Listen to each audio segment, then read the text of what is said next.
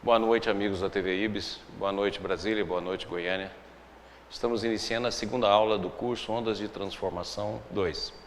Na nossa primeira aula, nós começamos a abordar a questão do nosso inferno interior, ou seja, quais são as camadas e os conteúdos que existem dentro da nossa alma que cria as distonias, consequentemente, individualizado em nossos defeitos, na maneira pela qual nós nos comportamos no dia a dia. E começamos essa abordagem falando do inferno íntimo, a busca do nosso inferno íntimo, quer dizer, que foi o objetivo nosso, e todo o nosso segundo semestre, todo o nosso segundo curso vai ser baseado nessa busca e no entendimento dessa busca. E nós tivemos duas questões na aula passada, uma do Adair e outra de uma companheira nossa lá do Sul, em que fizeram perguntas a respeito de como sair. Tivemos também uma pergunta da Elaine, lá de Belo Horizonte, falando da repetição do pensamento, e nós explicamos algo sobre isso. No primeiro curso, nós vimos que a transformação é inevitável, porque devido ao movimento que nós fizemos, e o movimento nunca termina, quer dizer, o movimento tanto do sistema como o antissistema, ele é permanente. Então nós estamos sempre nos movimentando, e hoje nós movimentamos o psiquismo. Então, querendo ou não querendo, a transformação sempre vai estar ao nosso lado e sempre vai vir como ondas, que nós podemos deslocar, nós podemos aceitar, nós podemos dirigir no sentido superior ou nós podemos negar, e vai depender das nossas escolhas. Mas a transformação é inevitável. Se essa transformação é inevitável, transforma o quê? É o que nós vamos ver com detalhes nesse semestre, e vamos estudar também com detalhes as questões dos nossos defeitos e a forma pela qual podemos conhecê-lo. E hoje nós vamos dar esse passo nessa direção, tentando compreender de uma vez mais ampla e por todas, como é que se dá esse dinamismo e como os defeitos surgem na nossa alma. Então nós vamos fazer a nossa prece inicial e logo depois nós iniciamos a nossa conversação.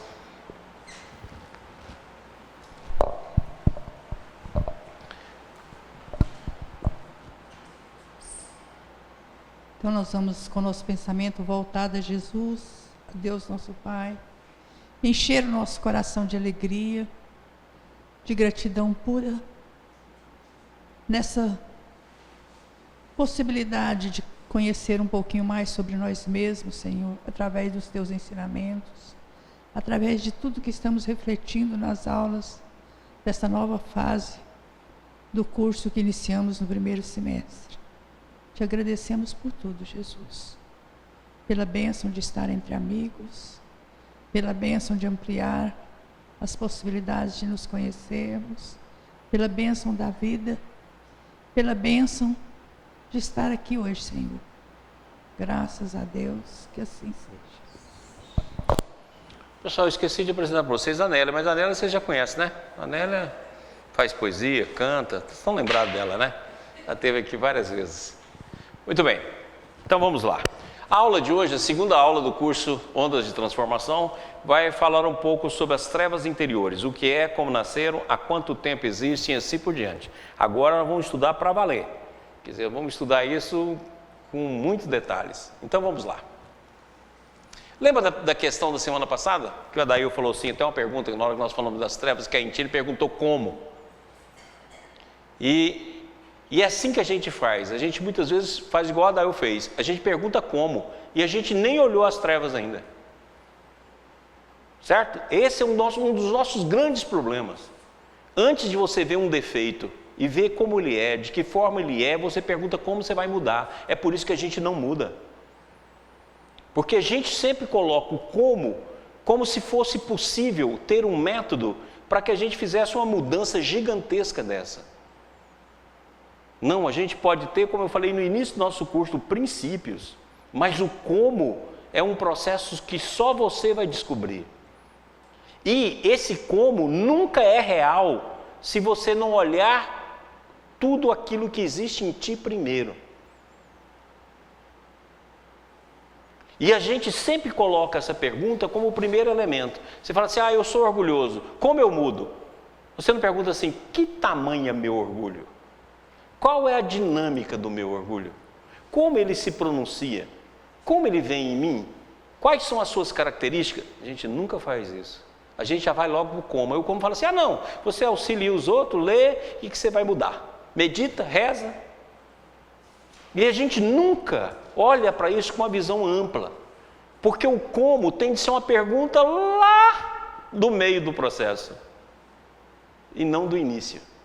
E é exatamente aí que essa pergunta que a Thail fez, que nós vamos trabalhar nossa aula de hoje. Ela foi muito proveitosa por isso. Porque a gente vai voltar a explicar novamente. Lembra que a gente já falou aqui, o Julinho fala muito nisso, quer dizer, é aquilo que o Baldi fala, o processo é explicar novamente, explicar tantas vezes como for possível para que se torne compreensível. Então vamos de novo, aproveitando o como da Dail lá, e vamos novamente ver esse processo, para que a gente possa entender que não é um como. Esse como vai demorar a ser feito, é isso que nós vamos mostrar aqui. Então a passagem que nós estudamos de Jesus, não, volta lá.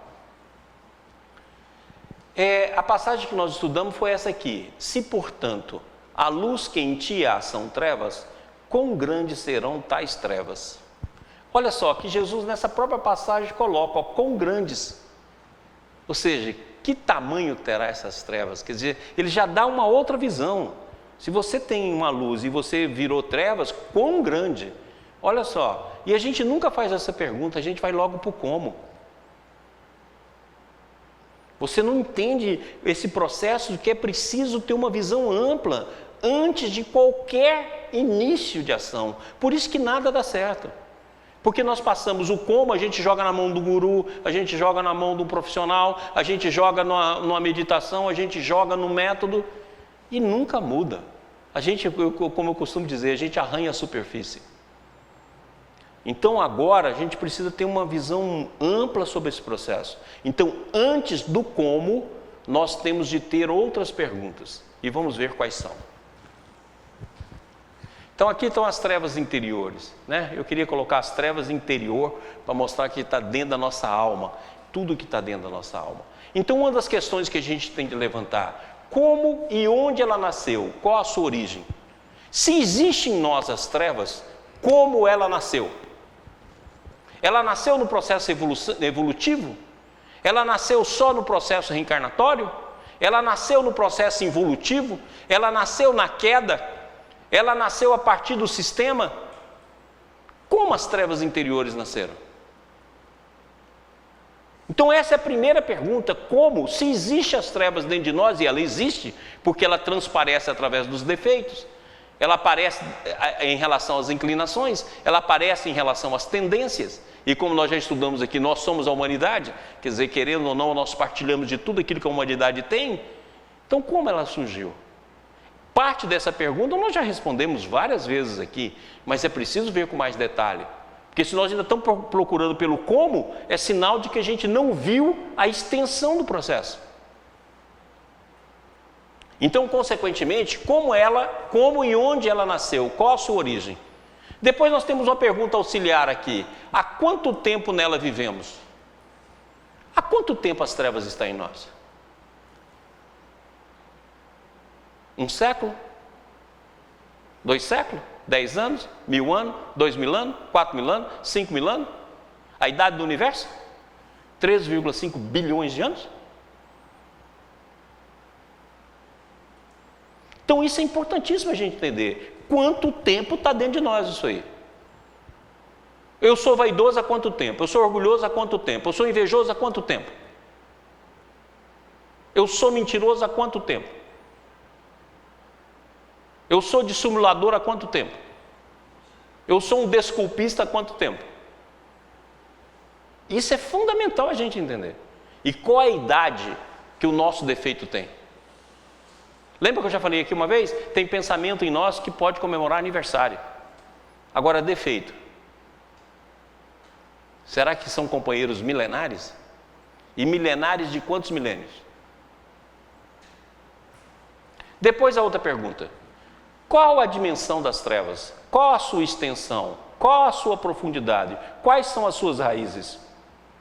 Quão grande ela é? Ou seja, se eu for falar das trevas, como é que é a dinâmica dela? Como é que ela se desdobra? Eu poderia dizer que as trevas é uma árvore? Se posso assim dizer, como é que é o caule? Como é que é os galhos? Como é que são as raízes? Quais são os frutos? E qual a sua extensão? É uma árvore pequena? É uma árvore grande? É uma árvore dominante? É uma floresta? Então isso tudo a gente tem de perguntar. Olha que nós nem sequer chegamos no como. E são perguntas profundas. E essas perguntas dependem da maneira pela qual nós vamos conduzir a nossa visão de vida. E a nossa visão do autoconhecimento. Eu vou fazer um autoconhecimento de superfície? Eu vou fingir que estou fazendo um autoconhecimento? Eu vou fingir que estou fazendo uma autotransformação? Isso não é transformação. Ou a transformação se dá no campo da totalidade de nós mesmos, ou não existe transformação. Eu estou deslocando essa transformação para outro lado. Ela tem de ser o princípio da totalidade. Lembra que nós estudamos isso aqui com o Stefano Sabetti no curso passado? Ele tem de ser uma transformação total do ser. E a pergunta é um dos elementos fundamentais para que a gente penetre esse ambiente. Então, qual a sua dimensão, extensão, profundidade, raízes e quão grande ela é? Por que ela nos domina? Se existem as trevas, por que nos domina? Se ela pode ser milenar, se ela pode ser secular, se ela pode ser o que for, por que ela nos domina? Por que nós damos preferência a ela? Se nós vivemos falando na luz, nós vivemos falando no amor, nós vivemos falando na bondade, nós vivemos falando na humildade, por que isso só fala? Porque na hora do valor mesmo, o que a gente valoriza é o que a gente é. Na hora do vamos ver mesmo, o personalismo é que predomina. Então por quê? Por que ela nos domina? E por que ela se manteve apesar de todas as dores, de todos os sofrimentos, de todos os conteúdos que nós já tivemos em nossas vidas? Depois, quais são as suas características e matrizes? Ou seja, como é que a treva é? Ela forma matrizes? E dessas matrizes, ela se desdobra. O que eu estou chamando de matrizes? Por exemplo, será que as trevas, por exemplo, o orgulho, se desdobra no defeito tal? A inveja se desdobra no defeito tal. Quais são os defeitos primordiais? Quais são os defeitos essenciais que originaram os defeitos secundários, que originaram os terciários, que originaram os quaternários?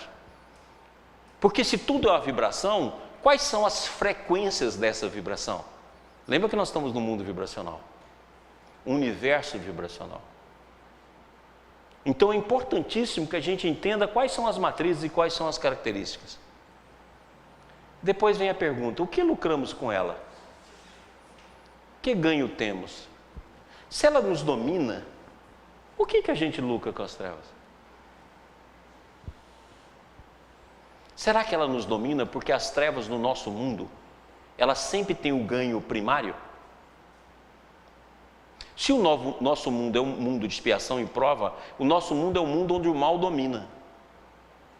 Então o mal sempre tem a primeira vitória. Será que por isso que é o que a gente luta e por isso ela nunca sai de nós? Porque o meio favorece, porque o mal sempre terá a primeira vitória no mundo. Sempre. Mas só tem a primeira.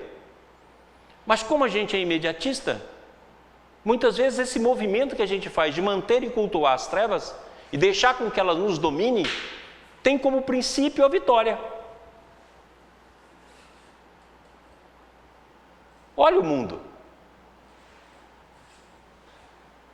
A pessoa que tem ganância, a pessoa que tem determinação naquilo que ela busca, a pessoa que muitas vezes passa por cima de várias outras, é o que consegue as coisas no mundo. Ou seja, as trevas têm uma razão de ser porque ela dá vitória. Quem engana é eleito. Quem engana é chefe. É assim que a gente vê o tempo todo no mundo. A astúcia que predomina. E por que o mal tem a primeira vitória no mundo? Porque o ambiente da terra é o mal. Ora, então a gente tem de começar a pensar que as trevas permanecem em nós e nos dominam porque a gente tem um ganho. Tanto é verdade que quando a pessoa não age com as forças dela, fala, você está sendo muito bonzinho. Se você não reagir, não vai ter jeito não. Ou seja, a atitude evangélica sempre é uma utopia.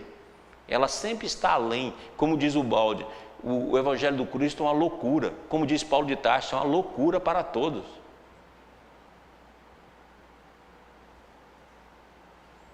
E a gente olha para o Evangelho e fala, não tem jeito de vencer no mundo com isso. Então nós temos um lucro. E qual é o lucro? Depois, quais as suas dinâmicas, apelos e manifestações? Ou seja, como é que ela se pronuncia? Se tem matrizes, como é que ela vem? Quais são os seus apelos? Como é que surge nos desejos nossos? Como é que as trevas se pronunciam nos nossos desejos? Qual é a dinâmica dela? Como é que ela faz? Como é que o pensamento nasce? Como é que o sentimento nasce a partir dela? Entendeu quantas perguntas a gente tem de fazer antes do como? E se essas perguntas não forem feitas com extrema inteligência e com extrema atenção, nós não vamos penetrar o problema.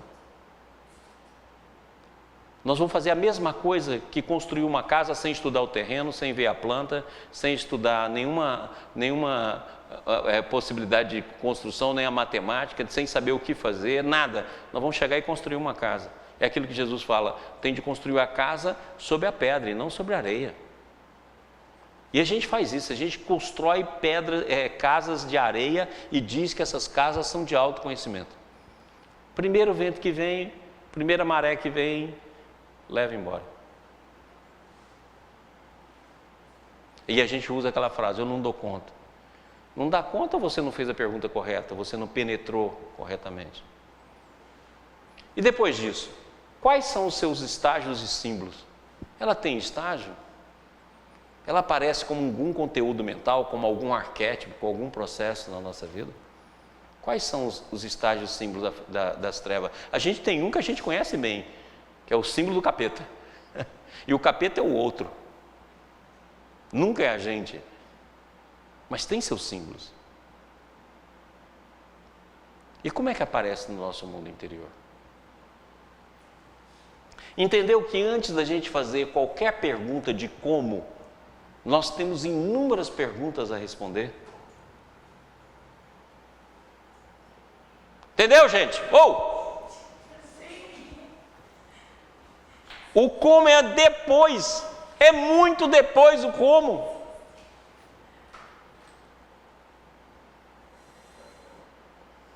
Se a gente quer mesmo transformar, nós temos de ver primeiro, porque só vendo que vai surgir o como.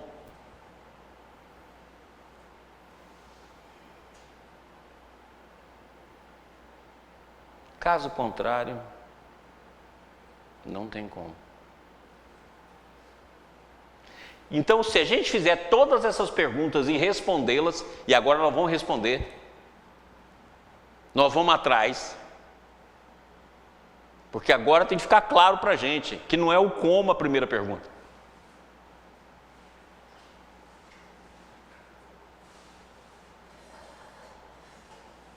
É igual quando a gente fala da queda. Quando fala da queda, fala assim, como a gente caiu?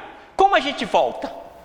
Mas você nem sabe o que é queda, nem imaginou, nem analisou, nem pensou. Aí quer uma pergunta, você quer uma resposta. O Balde escreveu 10.500 páginas sobre a queda. Você não leu nenhuma, hein? Opa! Já sei como é que é. É o imediatismo. O próprio imediatismo é as trevas agindo. É igual quando a gente começa a ver a gente, que a gente fala assim, ai que horror, é as trevas agindo.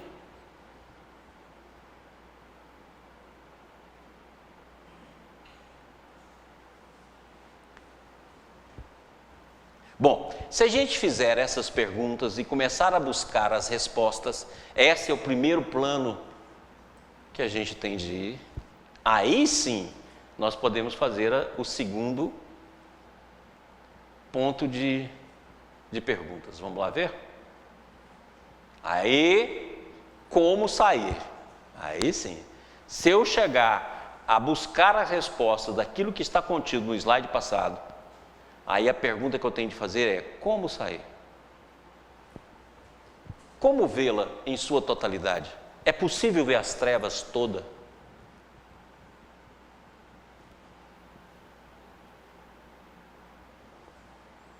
É possível transformá-la? Eu tenho de rasgar, destruir, jogar fora, ou ela passa por um processo de transformação? Em outras palavras, as trevas é reciclável? Ou ela tem de ir para o entulho, jogar fora, ou ela recicla?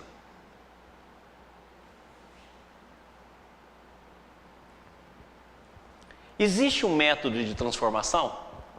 Maurício, por que você não escreve um livro sobre como nos transformar? Existe um método. Você vai fazer isso, e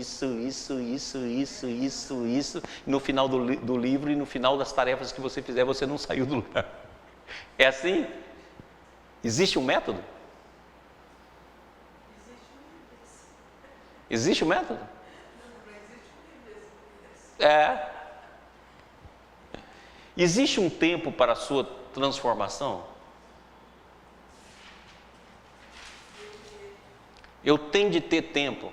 Ou seja, se eu já tenho, vamos dizer que as trevas em nós têm a idade do universo, eu vou ter de gastar 13,5 bilhões de anos para poder fazer isso. O mesmo tempo que eu a criei.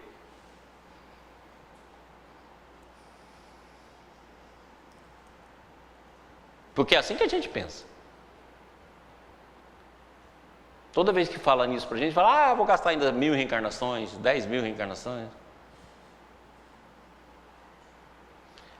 A Terra, segundo os cientistas, tem 4,5 bilhões de anos. E ela deve durar mais 4,5 bilhões de anos. Então, se for em tempo terreno, nós já estamos na metade do caminho. E somos o que somos.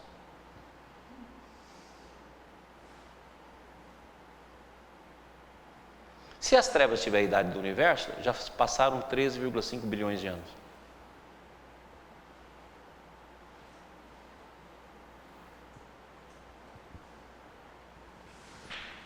Essa transformação, se houver, é possível ser realizada enquanto estamos na Terra?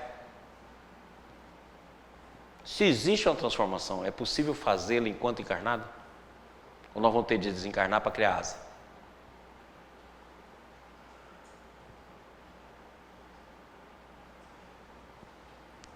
Existe algum guia que possa nos auxiliar?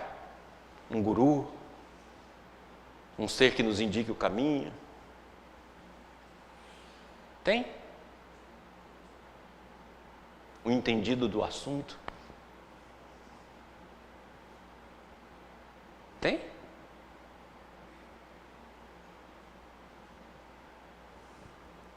Existe alguma medida que indique que estou saindo das trevas? Ou seja, minhas trevas eram escuras, agora estão um pouco mais claras. Existe? Isso. Existe algum meio? Pessoal, entendeu? Que a pergunta é fundamental para que a gente realmente inicie o processo de transformação. O processo de transformação está em nós.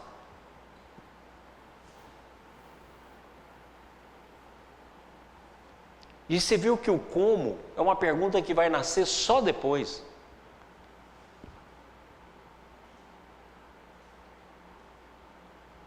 E se nós não tivermos a seriedade que esse processo exige, nós nunca vamos nos transformar.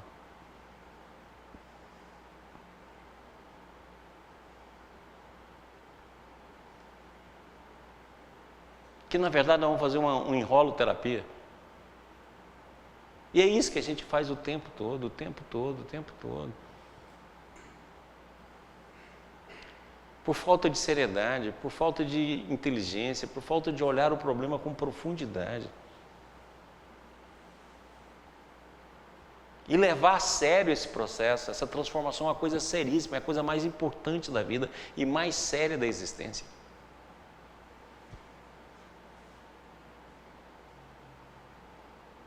Então lembra, nós nunca mais vamos perguntar como, porque só podemos perguntar o como se a gente perguntou todas as perguntas antes, para que a gente a veja com toda a visão. Porque só depois de ver é que nós vamos perguntar como.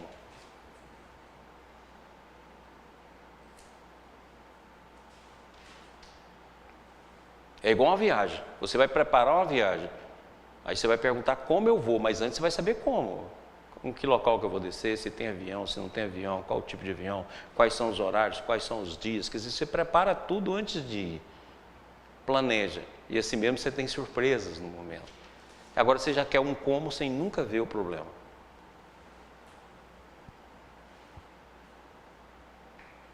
Ok? Então vamos lá. Como e onde ela nasceu? Qual a sua origem? A primeira pergunta. Vamos voltar lá? Volta lá no slide, por favor. Vamos lá? Volta. Mais um. Como e onde ela nasceu? Qual a sua origem? Essa é a primeira pergunta do nosso quadro. Volta lá. Então vamos atrás. Como e onde ela nasceu? Qual a sua origem? Então essa é a primeira pergunta, essa é a pergunta que nós vamos atrás. Quer dizer, nós vamos dar o pontapé para que cada um dê um pontapé aí dentro de ti.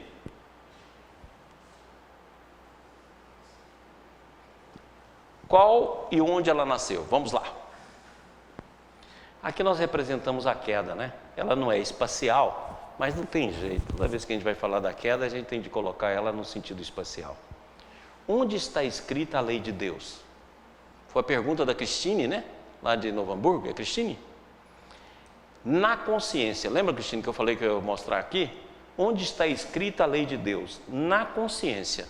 Ora, então se a gente tem as trevas, nós temos escrito na consciência a lei de Deus. Então a primeira surpresa nossa. Se tem as trevas, já está escrito em nós, na consciência, a lei de Deus. E aí Kardec faz uma pergunta justíssima, na 621A. Visto que o homem traz em sua consciência a lei de Deus, que necessidade ser ela revelada? Mas se o homem já tem dentro de si a lei de Deus escrita, por que tem de ser revelada? A resposta dos Espíritos é admirável. Ele a esquecera e desprezara. Quis então Deus que lhe fosse lembrada. Não tem uma resposta maior de queda do que essa daqui.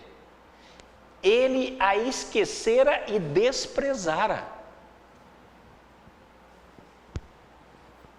Não é por um processo evolutivo que o ser não atingiu ainda a consciência onde está escrita a lei de Deus. Não, foi por desprezo. Foi por esquecimento. Então a primeira coisa que a gente tem de entender, que houve um grande esquecimento, não é que não está escrito, como a Cristina falou na semana passada. Ah, por que Deus não escreve? Já está escrito, minha filha. Você que não ligou, você que desprezou, você que esqueceu, ou seja, você no sentido de todos nós. Esqueceu e desprezou, não só foi esquecer não. Olha, então a primeira surpresa nossa, que se existe trevas, existe o remédio dentro de nós, porque está escrito na nossa consciência. Nós só precisamos acordar.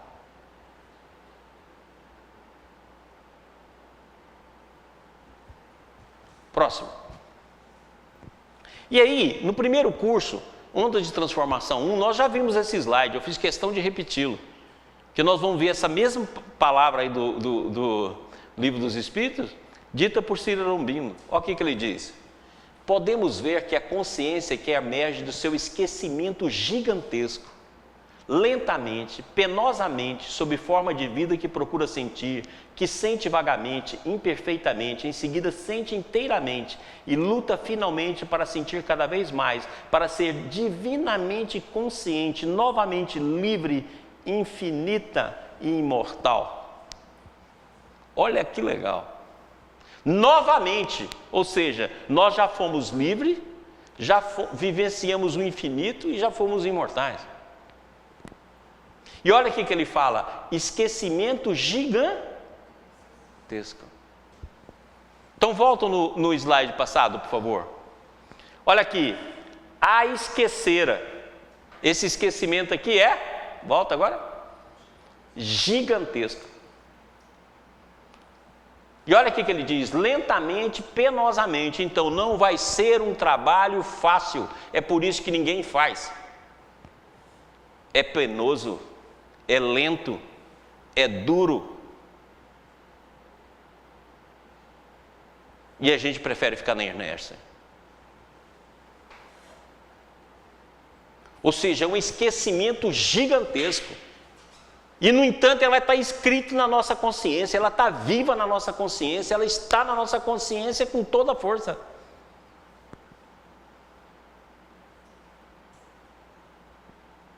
Mas nós tivemos um esquecimento gigantesco. Próximo slide.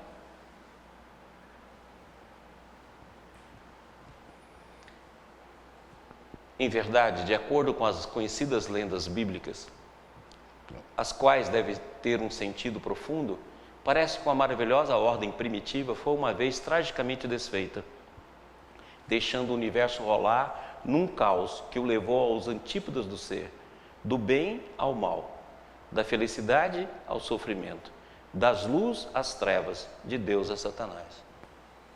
Ou seja, as lendas que existem na Bíblia, lenda de Adão e Eva, a parábola do filho pródigo, as palavras de Isaías sobre Satanás e sua queda, a palavra de João Evangelista no Apocalipse sobre a luta com o dragão de São Miguel Arcanjo, os dragões e os dragões caindo do céu.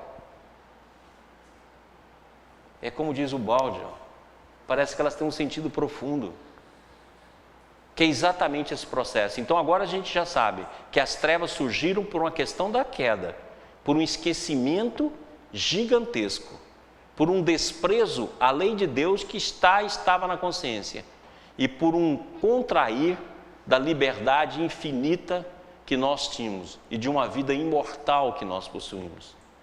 E houve então uma quebra, aquilo que nós já falamos lá no Congresso Pietro-Baldi, uma quebra de simetria. Nós vamos estudar isso de novo, vamos tirar aquelas dúvidas nossas da cabeça, para que a gente possa esclarecer isso. Ou seja, houve uma quebra. E olha aqui que ele continua. Então nós saímos do bem e viemos para o mal. Nós saímos da felicidade ao sofrimento, da luz às trevas, de Deus a Satanás. Então agora nós temos que entender que a evolução só tem um sentido: devolver-nos à origem.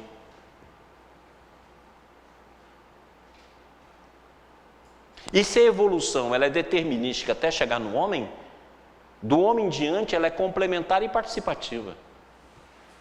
Então, se não tiver a sua vontade, não tiver a sua força, não tiver o seu querer, não vai ter como realizar.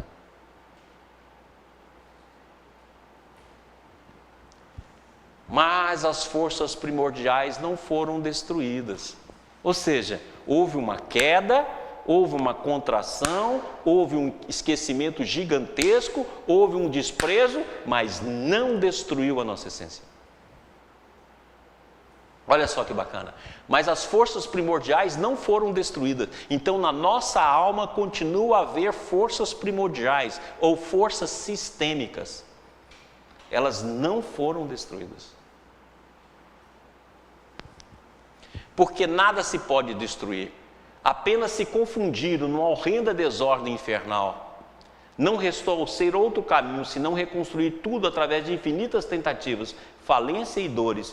Isso por uma lógica justa e exata lei de equilíbrio.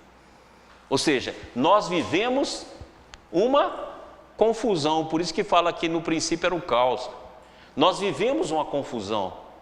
E outra, nós temos de reconstruir, agora só que é por infinitas tentativas, falência e dores. Nós vamos tentando, é isso que nós fazemos. Cada tentativa, cada falência, dor correspondente. Agora, e se a gente começar a estudar a lei dentro de nós? Os nossos esforços não seriam muito melhores aproveitados? Nós não teríamos muito mais condições se a gente entendesse a lei? Ou compreendesse tanto quanto possível no nosso nível evolutivo?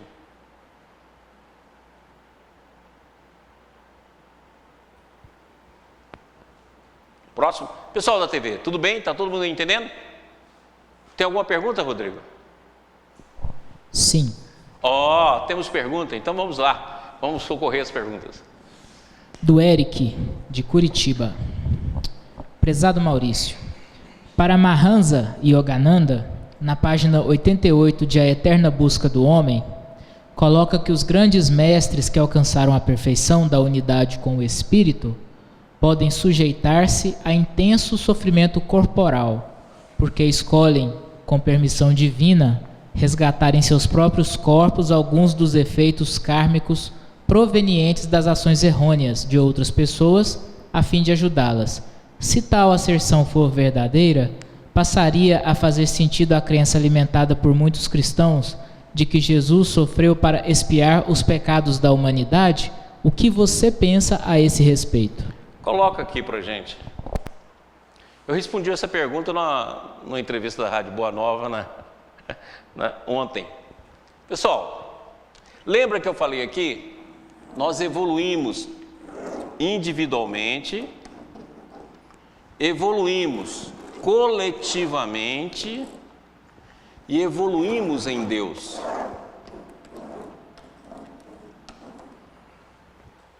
Individualmente, cabe você fazer todo o trabalho. Quando fala que Jesus carregou as nossas dores coletivas, para que fosse possível transmitir ao nosso coração, através da misericórdia e do amor, as lições para que a gente seguisse. Mas individualmente é que Jesus falou bem claro: se querem me seguir, tome a sua cruz. Jesus não falou assim: pega a sua cruz e põe no meu ombro e vem atrás de mim. Jesus não falou isso. Vai lá, pega a cruz sua, bote aqui no meu ombro, que eu sou forte, e vem atrás de mim cantando, me seguindo, nós vamos embora. Jesus não falou isso, não. Pegue a tua cruz e siga-me. Ainda disse mais ainda: vocês querem me seguir? Lembra que a porta é estreita. Ora, então individualmente ninguém nos salva, não existe isso. Não existe salvamento de ninguém. Ninguém, o único cara capaz de te salvar é você mesmo, descobrindo dentro de você essa consciência onde está a lei de Deus e descobrindo o Deus interno. Só você pode te salvar. Deus, o Cristo, te dá meios, te dá ferramentas. É igual um aluno que fosse para a escola e o professor que vai por osmose passar o conhecimento para ele. Não, meu filho, não estuda não. É você. O professor vai ser o meio, as lições serão os recursos, o livro será a ferramenta, mas é você que tem de fazer. Então, individualmente, ninguém evolui por você, ninguém evolui para você. Não. Só você tem de tomar a tua cruz e seguir. Agora, coletivamente, eu posso fazer uma obra coletiva que beneficie o meio. Assim como eu posso ter um lixeiro que recolhe os lixos, não permitindo que a sociedade adoeça, evita as epidemias. Assim como eu posso ter um cientista que bola uma vacina que vai proteger a população para que não sofra essa ou aquela infecção. Ora, então eu posso ter um ser iluminado que assume a responsabilidade de ajudar o meio, favorecer o meio. É igual eu falo, se você for, por exemplo, nos locais onde Jesus passou lá em Jerusalém, principalmente em Cafarnaum, você ainda vai ver viva a vibração do Cristo lá. Se você for lá em Assis, Francisco já depois de 800 anos está vivo lá dentro. Ou seja, aí sim o ser pode cuidar para te favorecer esse processo e não para carregar a cruz que te pertence.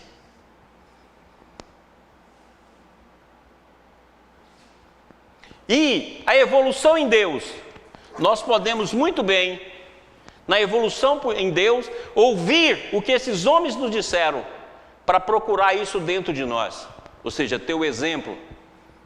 Mas você vai ter o exemplo, você vai ter os princípios, mas é você que tem de fazer o processo.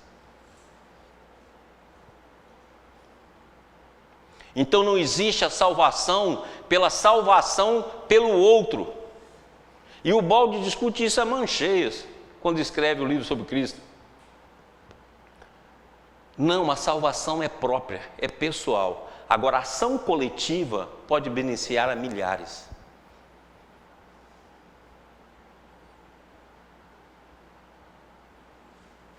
Pode tocar a alma de muitos. Mas não carrega a tua cruz. É você que tem de carregar.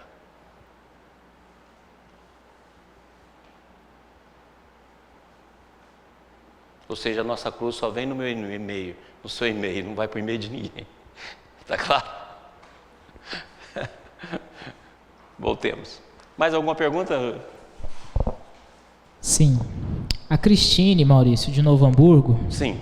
mais cedo, ela pede para explicar um pouco melhor a questão dos ângulos livre-arbítrio versus determinismo e um pouco de esclarecimento sobre a segunda queda em Rustang. Isso a gente vai fazer mais tarde. Nós temos vários cursos. Se você procurar aí, tem uma aula no curso sobre personalidade, sobre constelação, que tem tudo isso lá. Dá uma olhadinha. Mais tarde, quando a gente tiver um tempinho aqui, a gente fala um pouquinho sobre isso. Mas nos cursos anteriores, você vai ter, inclusive, deu uma aula lá, 2 aulas sobre esse assunto. Olha lá, no curso da personalidade, no curso também eu não lembro mais qual é a aula, no curso das constelações psíquicas, eu falei muito sobre primeira, segunda queda, falei sobre isso aí. E mais tarde, quando a gente chegar aqui na parte do livre-arbítrio, eu falo um pouco mais sobre os ângulos. Mais alguma coisa, Rodrigo? Bom, tem uma intervenção da Ana Carolina, onde ela pede para repetir um pouco os defeitos primordiais e os secundários. Isso. Você pode esperar um pouquinho, que quando eu for falar daquela pergunta das matrizes, eu vou mostrar tudo isso aí, com nome e sobrenome. Tá bom? Próximo.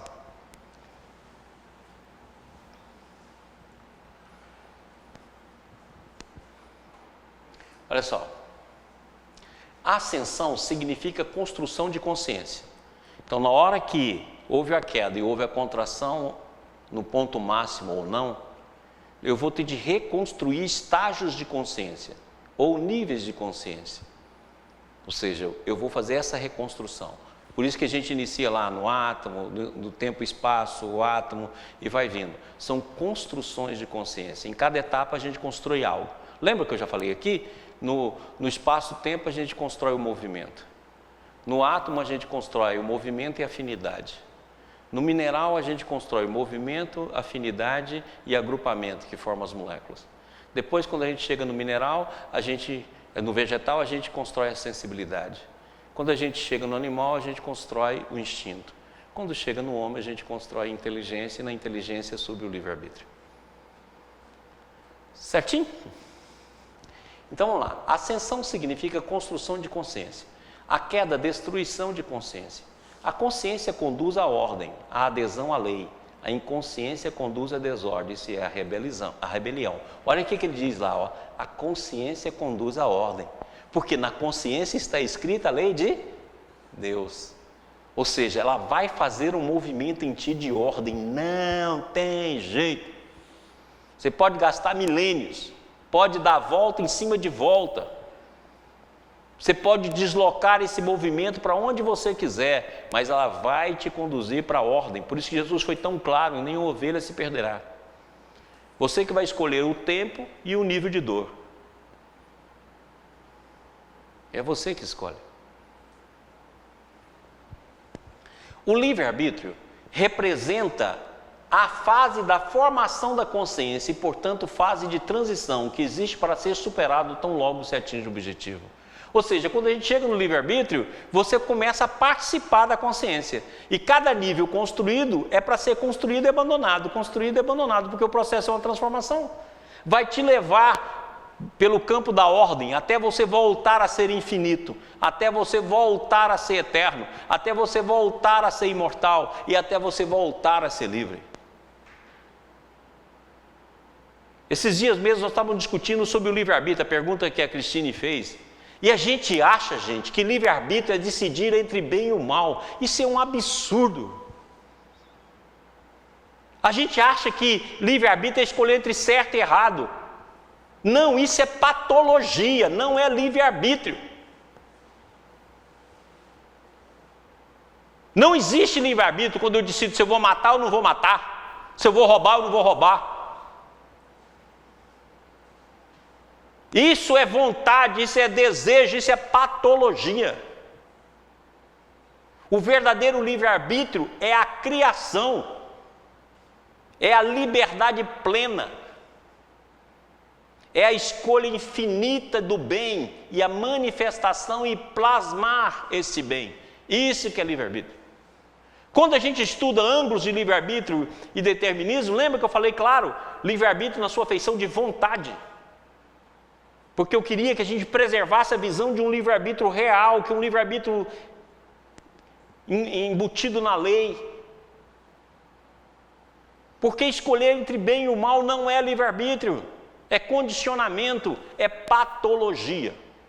Se nós ainda estamos escolhendo entre bem e mal, e todos nós estamos na fase patológica do ser.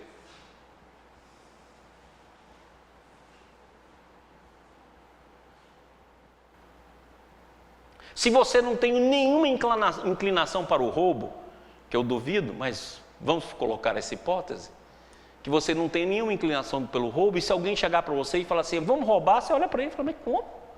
Roubar? Isso não existe.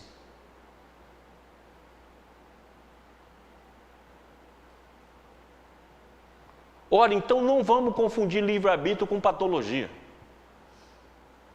No campo patológico está o desejo, está a vontade. Aí eu vou ter de fazer a escolha do desejo e da vontade. Mas o verdadeiro livre-arbítrio é a expressão legítima da felicidade e expressão legítima da liberdade. Então, ou em outras palavras, através dos desejos, através das paixões, através da vontade, eu estou readquirindo o livre-arbítrio. Entendido? Para que as palavras fiquem bem definidas, para a gente poder entender, porque uma palavra explica tanta coisa, fala de tanta coisa, a gente precisa fazer essas diferenciações.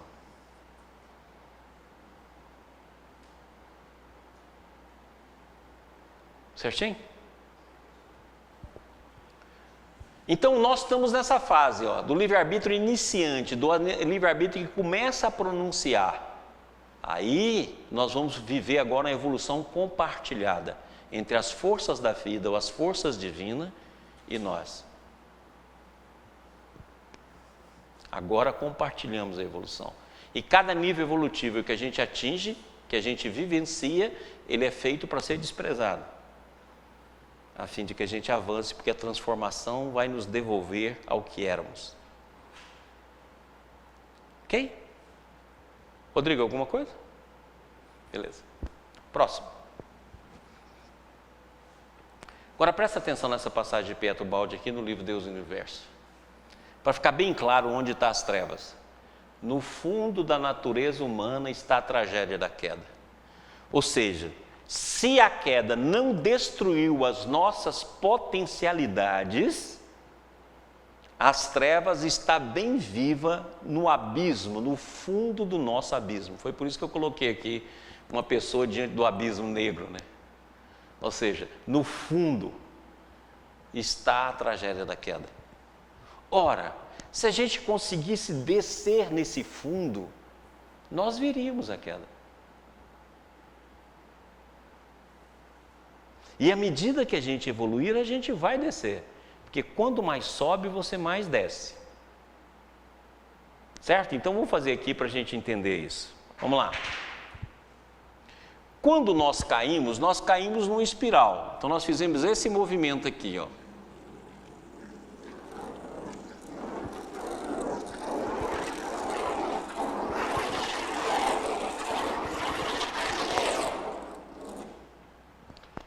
Vou demonstrar que é mais embaixo. Olha, então o nosso eu se deslocou para cá, ó.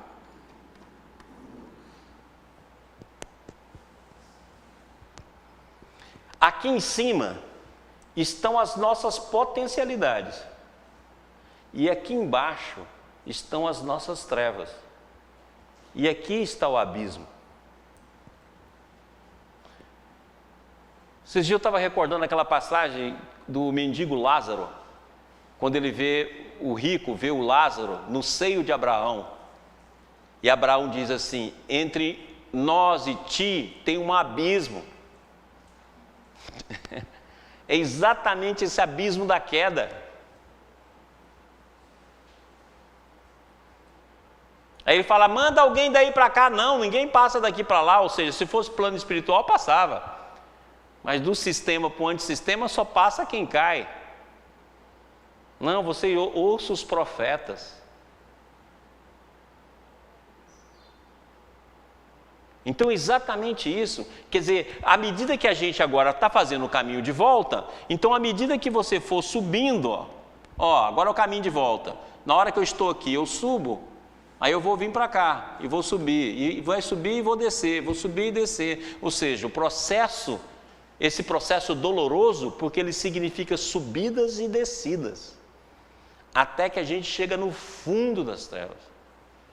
Quando você vai ler na Nova Civilização do Terceiro Milênio, que o balde mostra São Francisco rompendo a personalidade, ou seja, fazendo um processo centrífugo de fuga das emoções terrenas, quer dizer, destruindo a personalidade, voltando a ser um ser pleno na sua consciência, ainda não na angelitude, mas pleno na sua consciência.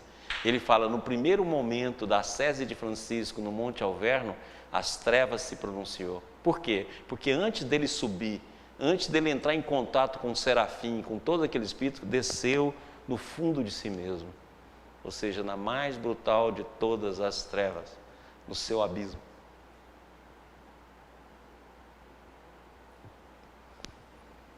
Então vamos. Em razão do qual a alma, centelha divina, desceu para a ilusão da matéria e dos sentidos, num ambiente ingrato, onde a conquista do progresso lhe custa esforço permanente, num corpo vulnerável a tudo e com mente acanhada, com que aos poucos terá de buscar o conhecimento que antes possuía do pensamento de Deus. Olha, eu achei bacana demais isso aqui, Primeiro desceu a ilusão, então nós temos que tomar muito cuidado com as ilusões. Estudar sempre, questionar sempre, ir atrás sempre, burilar sempre a ideia, burilar sempre o conceito, utilizar a razão ao máximo para que ela te dê clareza, não que te dê perguntas, mas que te dê clareza, clareza lógica.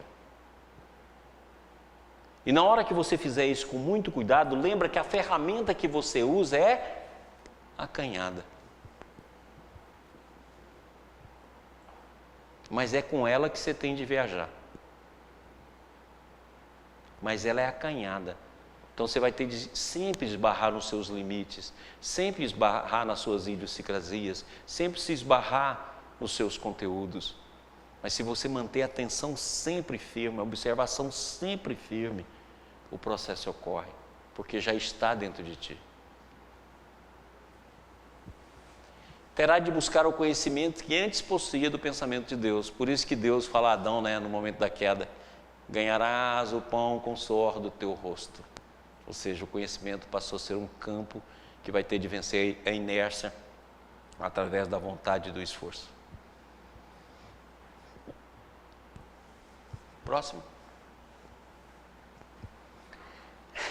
Agora eu volto ao Livro dos Espíritos, que eu achei isso aqui fantástico, Eu achei essa pergunta 466 e 524 muito bacana para a gente colocar aqui.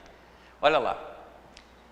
Aqui nós estamos falando o ó que o homem onde está, Ali ele está saindo do abismo, Essa imagem é para poder dar essa visão. Aqui está o homem, Se vocês não estiverem vendo aí, peço hoje já para dar um foco melhor aqui. É assim que Deus confia à nossa consciência a escolha do caminho que devemos seguir e a liberdade de ceder a uma ou outra das influências contrárias que exerce sobre nós. Ou seja, está em nós. As influências contrárias ou não que vai estar em nós, são as influências. Ou seja, mas ele dá a nossa consciência. E olha que bacana isso aqui, Os espíritos protetores nos ajudam com seus conselhos, mediante a voz da consciência. Olha, os espíritos para agir sobre nós e nos orientar usa a consciência que nós esquecemos e desprezamos. Ele reforça algo que já está em ti. Então lembra que um conselho interior, um conselho espiritual, ele está te ajudando a despertar a sua própria consciência. E quando você faz a mesma conduta anterior, despreza e esquece, olha o que ele fala que os espíritos fazem. A voz da consciência que faz ressoar em nosso íntimo. Como, porém, nem sempre ligamos a isso a devida importância, eu acho isso legal demais. É isso que a gente faz. A gente não vê o sutil, a gente não vê a voz falando dentro de nós, não dando importância. Porque a gente continua desprezando, a gente continua esquecendo.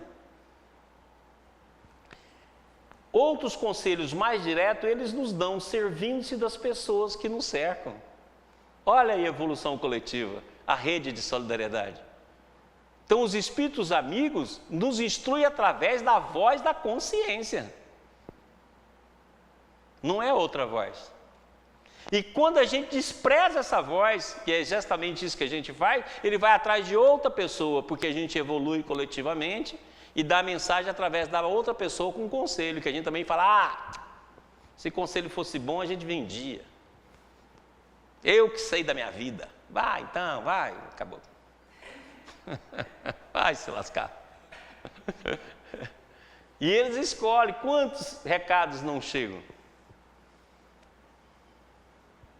Ou seja, a própria ação espiritual se dá através da voz da consciência.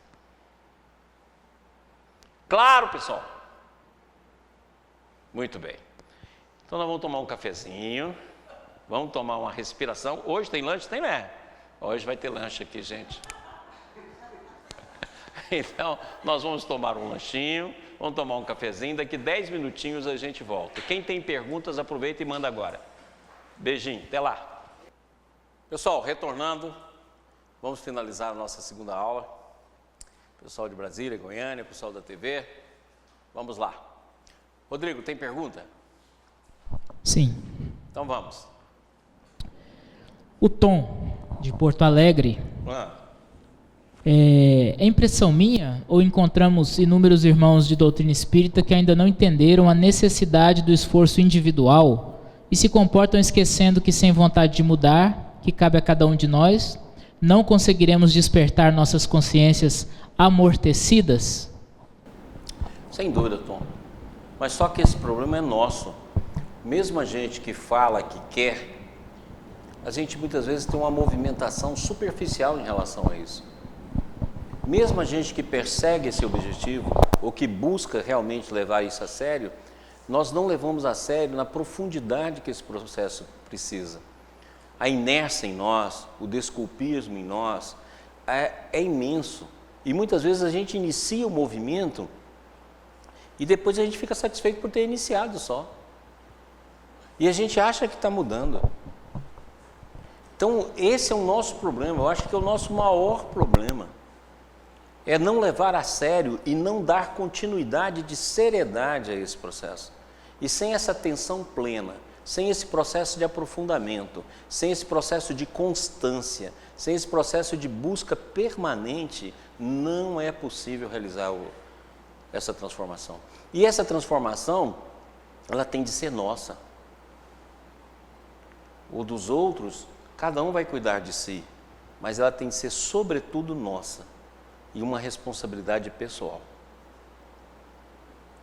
Um abraço aí para o pessoal do Balde Brasil, do podcast O Balde aí. Um abraço a todos e um abraço para o Tom. A Eliana, de BH. Quando falamos em trevas interiores, pensamos que isso está alojado no nosso mundo íntimo, mas fico a meditar que as trevas estão no mundo exterior a distrair o espírito, pois Deus está no nosso íntimo, como nos disse o Cristo. Diz aí, é isso mesmo ou estou perdendo o juízo? Perdendo o juízo. Coloca aqui.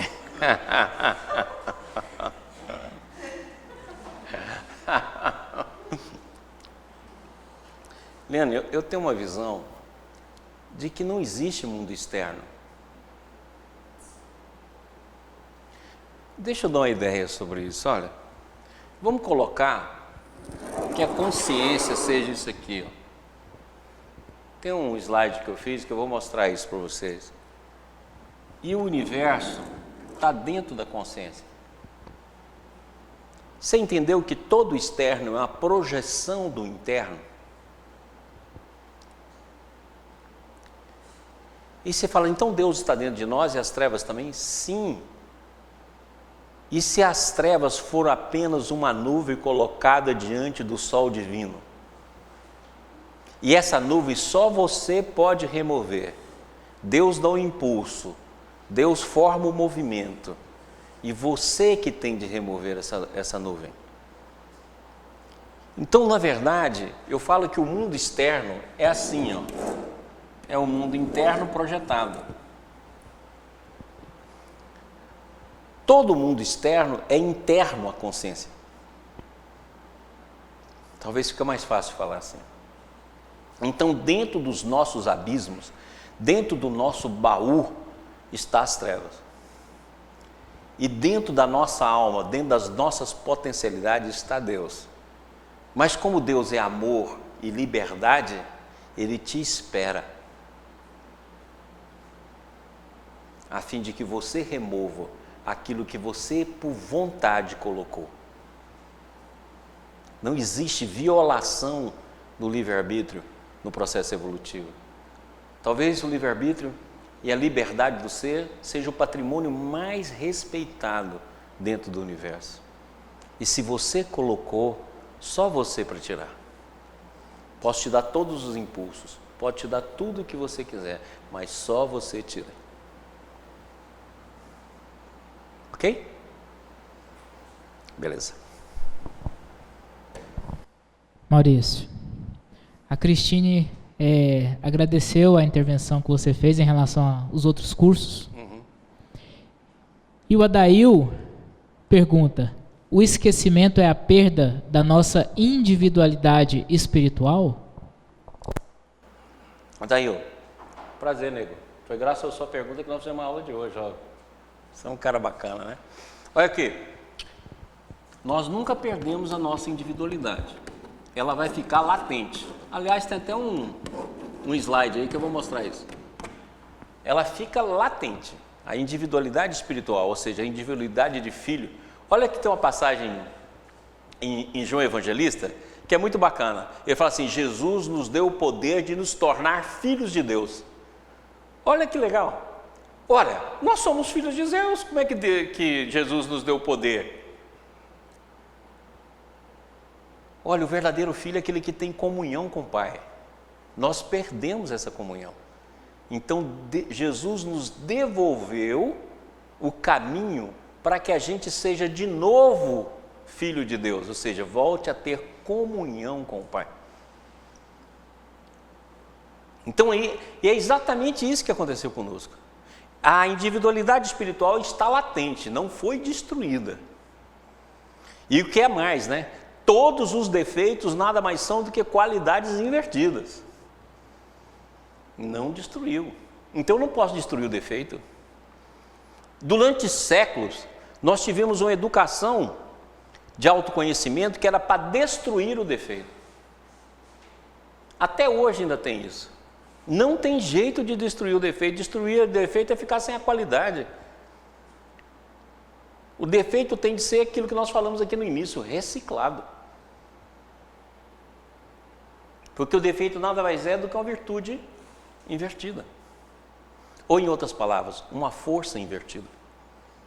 Então, a individualidade está dentro de nós, só que ficou latente. E é exatamente descobrir essa individualidade espiritual, no sentido de voltar a ser filho de Deus, que é o nosso grande objetivo. Mais alguma? Sem perguntas, Maurício. Beleza. Então vamos aqui, voltamos. Vamos terminar. Próximo slide. Então agora nós chegamos à resposta da primeira pergunta. Ok? E com ela nós vamos terminar a nossa aula. Então, as trevas interior, ó, do jeito que eu queria, nem corrigir aqui. Porque eu queria colocar muita treva, mas no interior do ser, sem ser interiores. Bom, como e onde ela nasceu? Qual a sua origem? Essa foi a primeira pergunta. Como e onde ela nasceu? Qual foi a sua origem? Então tá lá, ó. No fundo da natureza humana está a tragédia da queda. Então ela surgiu da queda. Está no fundo, no abismo de nós mesmos. Né? Tem uma passagem na Bíblia também, no Gênesis, e quem já estudou Cabalá também vai ver lá que tem um abismo, né? É no Gênesis que fala assim, que o Espírito de Deus pairava sobre o abismo. Eu acho isso extraordinário, o abismo íntimo. O Espírito de Deus paira, ou seja, o abismo é a nuvem que encobriu o sol divino. E o Espírito de Deus pairava sobre o abismo. Esse é o abismo, a profundidade, o fundo da natureza humana, onde se assenta os ecos da queda. Ele é esquecer e desprezar, ou seja, nós esquecemos e desprezamos a consciência. Então, aqui ficou no fundo e aqui ficou o desprezo. Podemos ver que a consciência que emerge de seu esquecimento gigantesco. Então, Ciro Arambino, né? Nós estamos pouco a pouco saindo desse esquecimento e readquirindo o amor e trocando pelo desprezo. E aí o Balde complementa com conteúdo novo, né? Inferno e paraíso não são fantasias, não são fantasia, mas sim realidade. O primeiro é o AS, o segundo é o S. A vida evoluiu do primeiro para o segundo. Então a vida evolui do AS para o S. O paraíso das religiões representa uma realidade biológica, futura, que constitui uma posição positiva de existência, colocada como o último objetivo no fim do caminho evolutivo. Então existe o paraíso mesmo. O paraíso ele é divino, ele é interior. E a comunhão do paraíso, ou seja, o campo onde todos nós iremos viver dentro do paraíso, é o que o Balde chama de sistema. Então, paraíso e inferno existe. O inferno é interior e o paraíso também. O inferno nasceu da queda e o paraíso vai nascer da reconquista e da nossa volta, no sentido de voltarmos a ser imortal, eterno, infinito e ao mesmo tempo livres. Porque aí nós vamos ter a verdadeira liberdade e o verdadeiro livre-arbítrio. Então a primeira pergunta está respondida. Como e onde ela nasceu? E nós vimos que ela é profunda, é um abismo. Certo? Semana que vem nós vamos continuar na segunda pergunta, até que a gente chegue no como sair dela. Ok? Mas temos muito ainda a observar e a aprender. Então quero agradecer a todos os companheiros, agradecer a todos os amigos que nos seguem na TV Ibis, agradecer aqueles que estão nos assistindo e aqueles que vão nos assistir e dizer que semana que vem, na terceira aula, nós vamos continuar com aquelas perguntas até que a gente resolva as perguntas principais para a gente poder entrar no como sair. Um beijo a todos e até semana que vem.